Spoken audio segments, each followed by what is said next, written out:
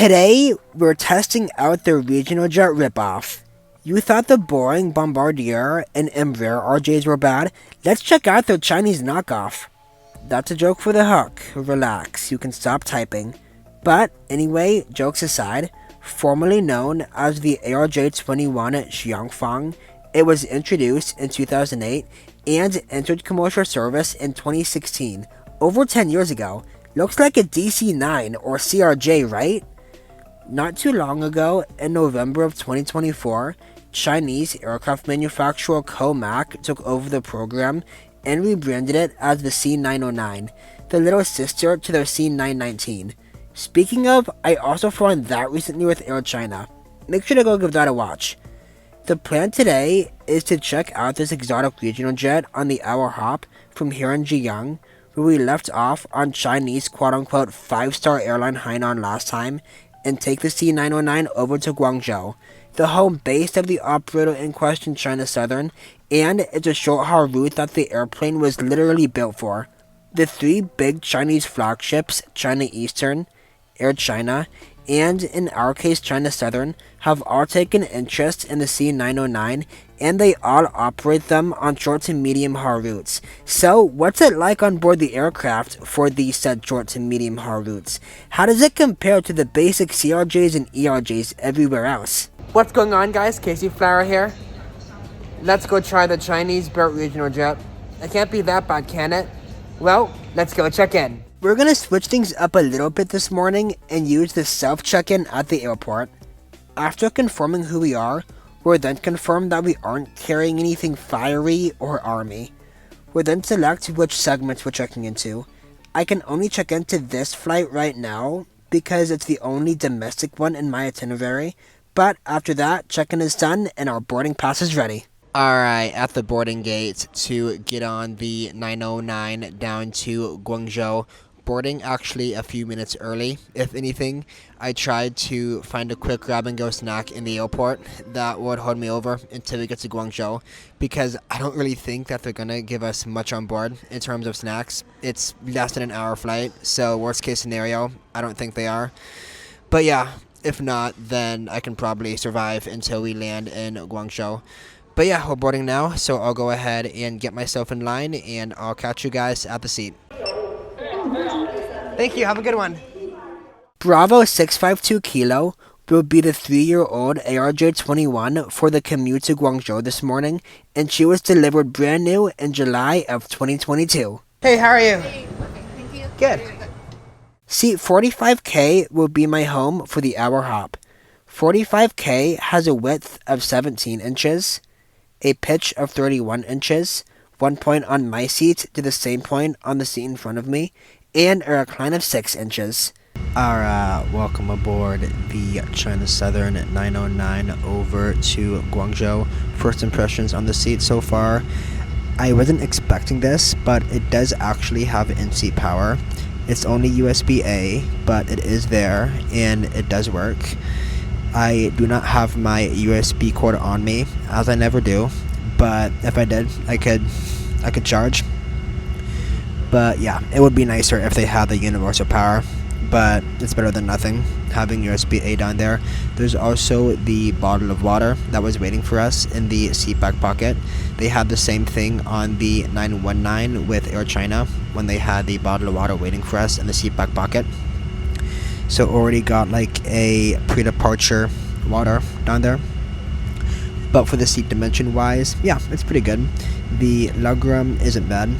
It's about 33 inches of pitch down there, 1 point on my seat to the same point on the seat in front of me, which is pretty close to what some premium economy products would have. And this is all the way in the back here in regular economy. But for the thickness and cushioning, yeah, I mean, it's not too bad. It gets the job done. Definitely durable for the 3-4 max hours that this aircraft would be in the air, and definitely more than fine for the hour that we have. But yeah, other than that, it's pretty standard for an economy seat. It's got the basics and seat power, decent dimensions. So we're about 5 minutes out from pitchback, so I'll catch you guys once we get airborne.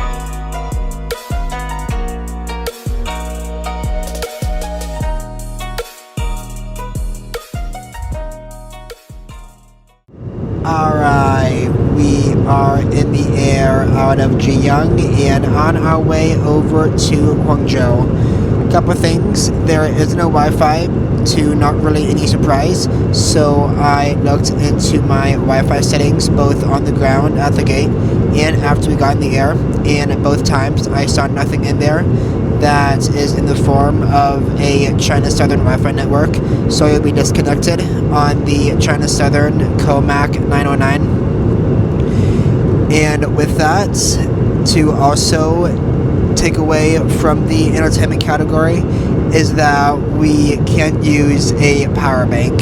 So on the ground at the gate, the crew briefed us that use of power banks isn't allowed. So yeah, you can only really charge if you have a USB-A cord, which as mentioned I do not. But yeah, legally the only way you can charge is using that USB-A outlet we have here at the seat. But I mean, you can use the power bank. I haven't seen the crew come through all flight with anything, so I'm not going to encourage anything. But yeah, with that, I don't think the crew is going to do any type of drink and snack service, especially with the water they left us here at the seat on our way on. But yeah, it's a very short flight, and I really don't see them coming through with anything. But yeah, with that, all that's left to do between now and probably top of the sun, or when they come through, is to sit back, relax, look out the window, and watch the sun come up outside.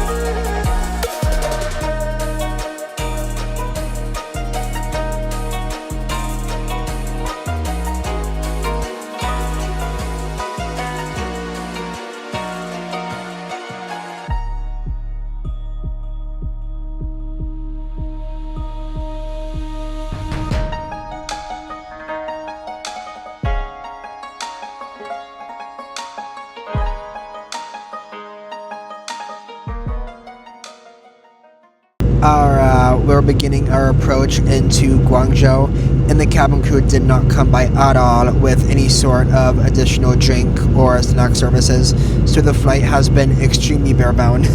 So the only thing provided by the airline was the water we got in the seat back pocket. So yeah, with that said, I'm going to go ahead and use just the flight time on the way in to rate it using my channel original rating system. I call it the Raleigh rating scale, very creatively named because my first name is Raleigh. If you're new here, I use it to rate all the flights I take at the end of every one of my flight reviews. It uses 6 different categories to see how well the flight did at each of the 6. But if you're not new here, good job, welcome back, you made it this far. How do you think the Comac 909 did today? Well, let's go land and find out. This service was a 10 out of 10, as they were kind and welcoming when we boarded, but that was literally all we saw of them. I don't have that much, if anything, to work with for the crew, as they didn't come through with any cart services either. But despite that, there was also nothing notable about the crew either, so as far as I know, they did okay. The cleanliness was a 10 out of 10, as it was pretty spotless everywhere. The whole interior was very clean, white, and beautifully presented. There wasn't anything worth noting at all, but the harder I looked, the more very tiny and subtle dirty spots I saw, but honestly who cares, it was really well done. The Wi-Fi was a 4 out of 10, as none was available on this route. It is on select flights, and it depends on the specific aircraft. After a quick AI overview, I can tell you that it can only do the basic web browsing, messaging, but no video streaming. It wasn't on this aircraft, so don't depend on it being available. The food was a 1 out of 10, as the only thing the airline gave was the complimentary water bottle that was waiting for us at the seat. No snack, beverage, and especially no meal service. It's a quick flight, but yeah, that's what China Southern does when there's no time for any services. The entertainment was a 6 out of 10. As mentioned, there is Wi-Fi available on select flights, but it only has the ability of messaging and browsing. It also has a strong possibility of not even being on a specific aircraft. Apart from that, the only thing provided on board to keep us busy was the USB-A, but that's getting a little bit outdated at this point, and maybe not everyone will have it. A universal outlet by each seat would be better and way more accessible. The power also has the possibility of not working, and the thought of a backseat monitor is non-existent, so download content to your own device, and if you don't have USB-A, charge it up. The seat was a 7 out of 10, as really the only thing it had going for it were the dimensions and in-seat power if you have USB-A. The legroom all the way in the back in regular economy was amazing for a regional jet, and it equals the same as what we would get in premium economy. The width and recline felt acceptable, along with the thickness and cushioning feeling comfortable. The seat only fell short of having little to none of the entertainment amenities that were mentioned. It only has USB-A and no IFE. So the overall rating for the aircraft is going to be a 6.3 out of 10. Alright, welcome to Guangzhou. Hopefully you guys enjoyed that quick little flight on the China Southern Comac 909 as much as I did taking it. My final thoughts on it? Yeah, I liked it. I thought it was very well done. It was very clean. It was safe. I trust it. I definitely would take it again. I liked how it had the USB-A at the seats. That in-seat power was a cool touch, despite the fact that I couldn't use it, but it was definitely cool to see. The water they had waiting on every seat when everyone boarding was cool. The Comac 919 with Air China had the same thing, so they kind of had that to make up for any drink service on the hour flight. I'm not sure what they would do for any meal, snack, or drink service on the longer flights, because I know China Southern sends the 909 on flights that are up to like 2 or 3 hours, so I'm not sure what they would do for that. But the good news is, in the next video, we're going to connect here and take a China Southern Airbus 321. So I look forward to bringing you guys on that for the next adventure. Bye for now.